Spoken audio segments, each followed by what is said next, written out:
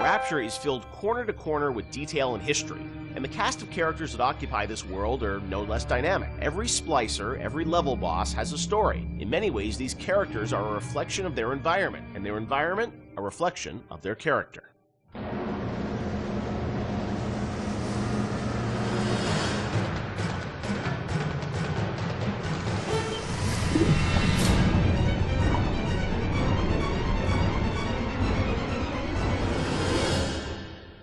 Let's talk about some of the characters in Bioshock. There's so many that fans love, and there are many Wikia pages about them. You know, one thing that I think a lot of fans may not realize is you were telling stories with these characters, a decade ago. And technology today, as we saw in, a game like Infinite, you can do amazing things with facial expressions and storytelling. Conveying that emotion that you did 10 years ago with limited technology was challenging. How hard was it back in the day to sort of, convey story in engine?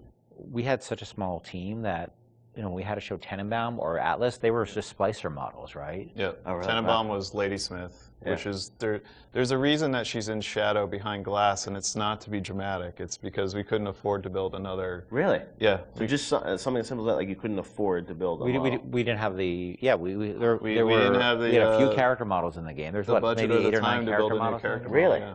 Wow. So we're like, oh, we'll put her in silhouette behind a light, and people think it's noir. And so much of it was driven by the voice performance, I feel like, too, because it was like a radio play in many ways still. Yeah, we had some really good actors, and I was able to spend a lot of time with them, and the fact that I could write the stuff, direct it, and then rewrite in the room, and the fact that we had actors who were, for whatever reason, I wasn't even in the same room as them. I was on a speakerphone. Right. They were in a studio in New York or LA or something. I don't think I met any of them. Really?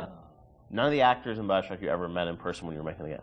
Maybe since, but at the time I hadn't met a single one of them. Except maybe a couple people I played the Circus of Hours thing. Nate Wells played the Jack on the plane. A couple of people in the studio. It was community theater, in terms of the tech and the sort of time we had for it. But the actors were, we had some exceptional actors. I will say, as doing animation on that game, that you can hide bad animation behind really good audio, and it makes the animation look better. We didn't have a tech animator. It was me. I'd never rigged characters before, and now I'm rigging characters, trying to figure out how, to get all of these characters out to the animation team. So we're very limited when it came to animation tools. Yeah, Since apologize to my animators. No, but you did the big. I mean, for your first game that you rigged the Big Daddy, which is it's not an easy character to rig. It was, we figured it out, but the tools that we had on Infinite were not the tools that we had on Bioshock. So we figured out what we could do and what we could do well, and tried to hide, kind of, put into the darkness the things that we knew we couldn't do very well. And having voice actors of that caliber that can bring those characters to life, you tend to fill in the blanks. So tell me, friend, which one of the bitches sent you? The KGB wolf or the CIA jackal? Here's the news. Rapture isn't some sunken ship for you to plunder. And Andrew Ryan isn't a giddy socialite who can be slapped around by government muscle. And you did get to revisit Rapture in the DLC for Infinite, and with today's technology, or technology from a few years ago, I'm sure it was liberating for you guys in some ways to be able to use that tech to bring the environment and also characters to life. What was that experience like for you guys to go back and sort of revisit Rapture? It was liberating because we got to revisit it, but we also, I think when we started, thought we'd be able to go reuse some of the old assets, and they just didn't hold up anymore compared to the Infinite assets. So we basically had to rebuild, not just rebuild everything from scratch, we had to reimagine it from scratch because, we had the ability to make it look grander and bigger, but still feel like exactly like Rapture. We're making a different kind of experience than Bioshock 1, so it was tricky to make it feel like it was the same kind of game. Because it wasn't, the first one was sort of an action game, the second one was really a stealth game. The Barrel Sea Part 2 was really a stealth game, and you're really telling the story of Elizabeth throughout those things. Yeah.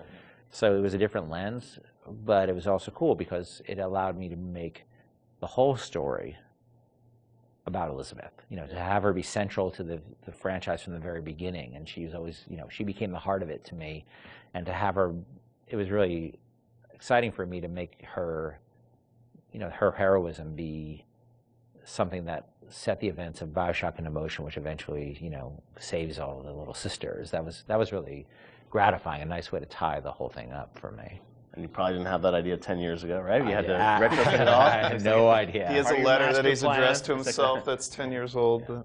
Yeah. I don't know. I mean, for me, it was a nice way for me to say goodbye to Bioshock and Bioshock Infinite, because those two worlds together. You don't realize, or I don't think the audience realizes how much time you spend with these characters, trying to get them out and polished and into the world. And it was a good opportunity, I think, as a game developer, to kind of have that little coda at the end where you're like, okay, I get to. Now I'm ready to move on to the next thing. I've had a nice, break. Like, let's seal this off, and now I'm on to the next thing. And it was like 12 years of our lives, too. Between the very beginning of it, and it was a long time. Well, I mean, so my daughter, who is 16 now, I did a lot of filming of her when she was 6 as a little sister. Oh, wow. And this was not mocap, I was just running around the office. And I'm like trying to be like, now trip over the thing and pretend you die. Or like, trying to not traumatize a 6-year-old. Yeah, pretend you're drinking something, and and I never showed her the actual game until much later. But she, on BSI, I put her in a mocap suit and actually used her for the little sister in Paris that's running after the balloon. So that was kind of, for me, like a nice way to connect it all together. Were there any characters on the original game that you found hardest to write? I mean, you mentioned recasting Atlas, things like that, but was there a character that was the most challenging for you, Ken? Well, Atlas, because he was basically written completely twice. That was very, very tough, and I was very happy about the original character, and I thought I'd really done something great. And then we showed it to people, and they just hated it, and they didn't trust him. And if they didn't trust him, we were screwed.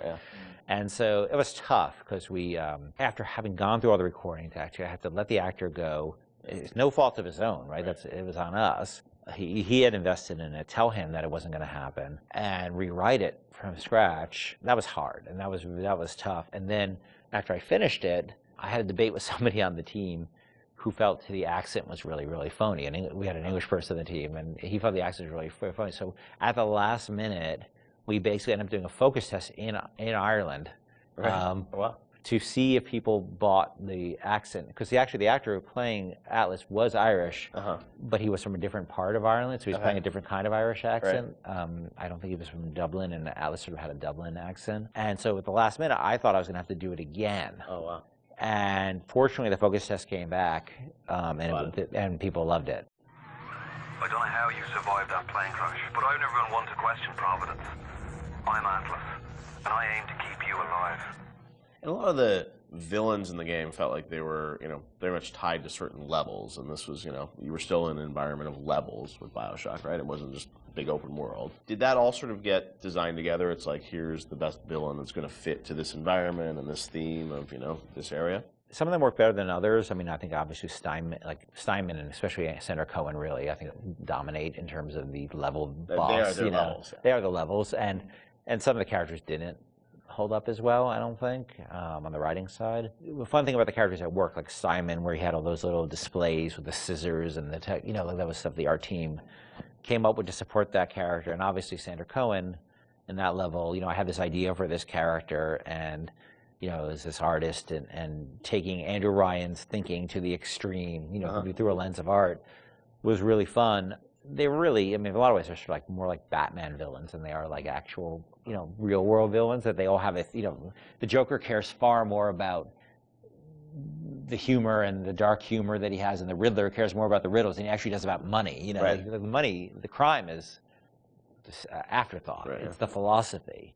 And so these characters have a lot in common with, and there's probably a lot of inspiration taken from sort of characters like the Joker in terms of a guy like any of the characters in Bioshock, because they were really driven by their ideology, but their ideology is a mask for their sense of selves, right?